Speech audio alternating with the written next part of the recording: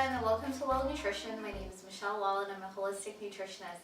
So I'm doing my May favorites, and so I've been doing it for the last few months, and so every month I'm trying to feature holistic nutritionist favorites. So that pretty much includes different foods and different things like that. So I'm going to share with you what I've really been enjoying the last month.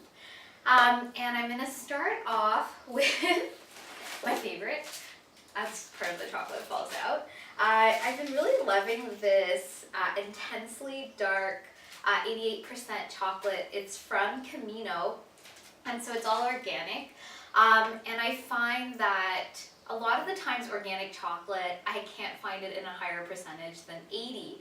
And I used to eat a lot of the Lindt 90% because I love the taste of the dark chocolate. After a while you get used to it. You start at 70 and you move your way up to higher and higher percentages of dark chocolate. And the reason that it's a good idea to kind of move up to the darkness is that, first of all, you're getting a lot more antioxidant content in it and a lot less sugar. So the less sort of cacao solids, which is 88% in this particular bar you're getting, the more sugar you're sort of offsetting the taste with. So you can go to a higher percentage, you're going to get less sugar added into it. And you know, in a perfect world, I wouldn't consume any sugar, but you know, I love chocolate, and I say, like I've said in other videos, you shouldn't be depriving yourself. You have to come to a way of eating that really is healthy for you, but allows you to enjoy the food you're eating. And this is like the perfect thing for me. I love chocolate, I love dark chocolate, and this is so good. And it's so amazing that dark chocolate is really great because of the antioxidant content. It helps in the summer, as we're going into the summer, you know, we're exposed to more sunlight, so we need more antioxidants to mitigate that.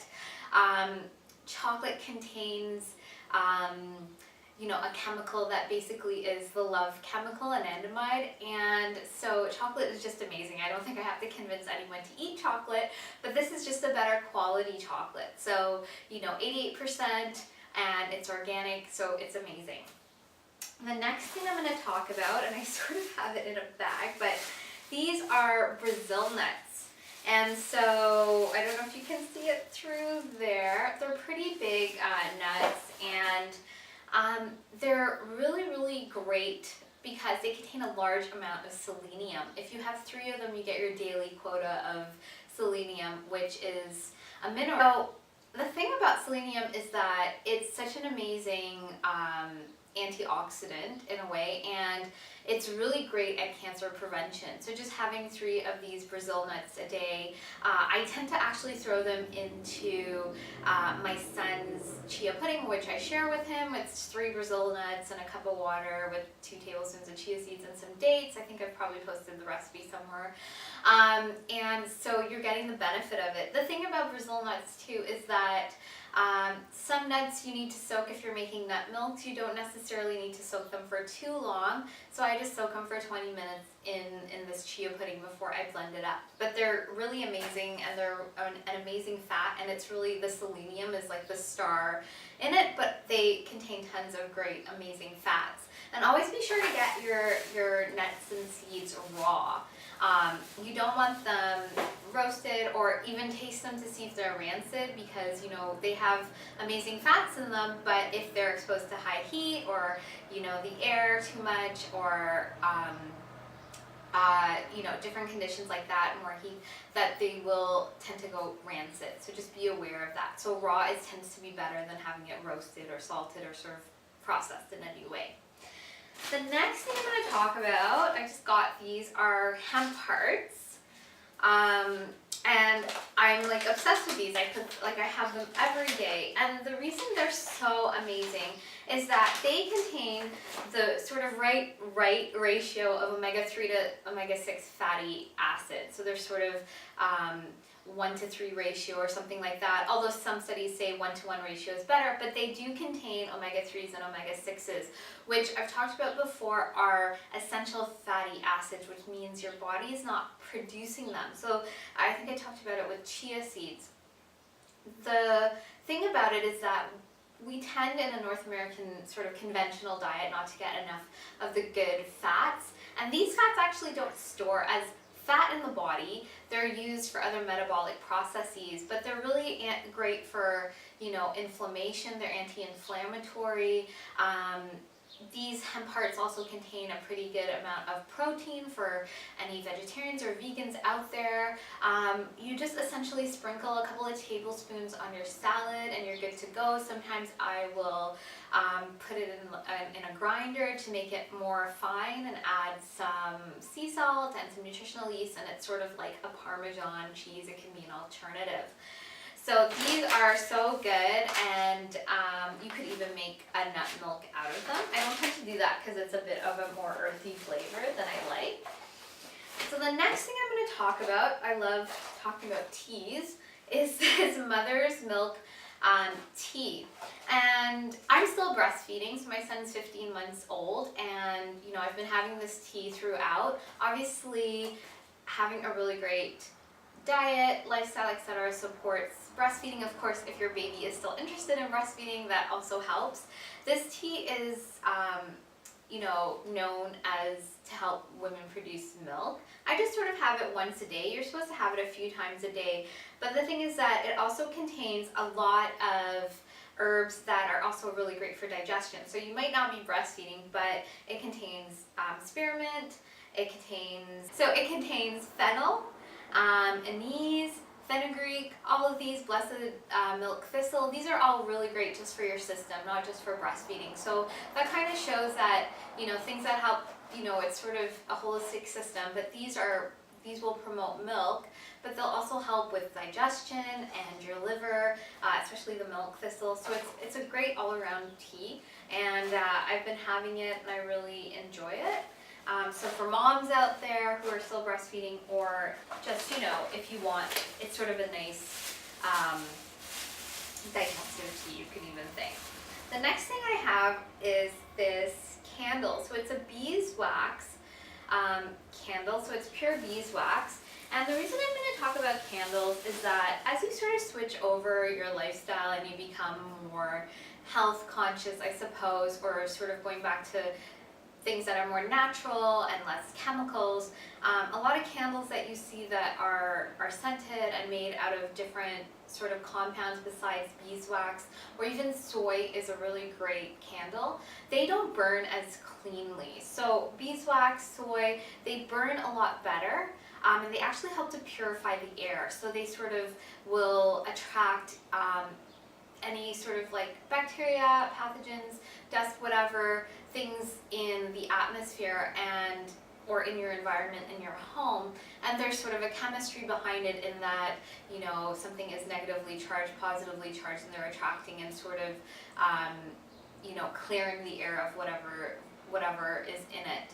I could go into more detail about that, but that's just sort of the long and short of it. And it burns cleaner, so you want to have, I mean, if you're lighting something in your house, you don't want it to be poisoning you, so this is a way better alternative. So look for 100% pure beeswax or soy candles. I sort of light it, and you know, it's got a great smell, and it's just sort of nice. I know we're going into summer, but maybe in the evenings, it's just a really nice light to have. The next thing I have is this protein powder.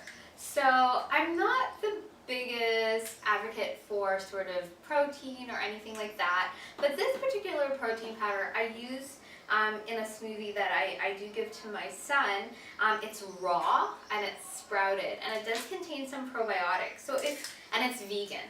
So if I look at sort of just, you know, quickly, it's sprouted brown rice, there's chlorella, there's mushroom, amaranth, organic quinoa sprouts, millet, and the list goes on. There is, and it's a vanilla flavor, there is a bit of stevia in it.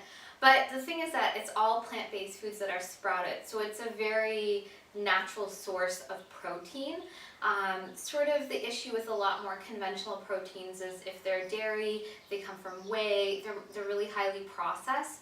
And this is just, you know, a little bit more natural. It'll be, because it's plant-based, it'll contain a lot more, I would say, nutrition, in the sense not beyond the protein, but you know, in terms of vitamin content too. So that's the protein I use for my son, and I just mix it in with like banana, water, and some spirulina, and he has that. It's just like a tablespoon or two of that. It's not too, it's just to give him, he just sort of likes the taste of it, so I give it to him. It's not, you know, to really boost protein in his diet or anything like that, but you know, if you think your kids are missing that, you can add it in. But if they're having a very rich diet with fruits and veggies, like I've mentioned, I did a video on why I'm plant-based, and I sort of touched upon that all foods really do contain the building blocks of proteins, which are amino acids. So you don't, if you're eating a very full diet consisting of a lot of whole foods, you won't necessarily go without protein. It's very rare for that to happen. In any case, most people go above their protein requirements. So the last thing I'm going to talk about in my favorites is this book by Mindy Kaling, and it's called Why Not Me? Full disclaimer, I haven't finished reading it. I started reading it. I actually ordered it months ago. But I did read her first book, Is Everyone Hanging Out Without Me? And I love Mindy and the Mindy Project. And the reason I'm mentioning this book is that I love the Why Not Me title, and as I started reading it, it was talking about, the first couple of chapters are, she's talking about her beauty routine, and that sort of everyone can look, you know, beautiful or a certain way. And I just thought it was an interesting concept, because sometimes we look at people, I know when I was a lot younger, maybe, you know, you might look at people and think they have everything that you want. But the reality is that we are all able, why not me? We are all able to get whatever it is we really want. And I love how she's so funny and just breaks it down. And it's also just great to like laugh and have something really great to read before bed that's, you know, really light.